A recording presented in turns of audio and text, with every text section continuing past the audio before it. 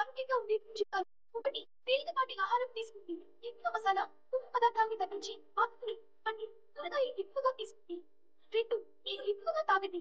రోజు కనీసం 3-4 లీటర్లు నీరు తాగడం వల్ల డీహైడ్రేషన్ నివారించవచ్చు. 3. చల్లటి పానీయాలు ఎంచుకోండి. పండ్లు, ఉప్పు నీరు, నిమ్మకాయ పానీయం వంటివి తాగండి. శరీరం సహాయపడతాయి. 4. పాలు నిండేటప్పుడు పంపి తీసుకోండి. మీరు కావాలి పంపేలా స్పాట్స్ లేదా గాగుల్స్ వాడండి. 5. మీరు ఎక్కువగా ఉండే సమయాన్ని బయటికి దూరం తప్పించుకోండి.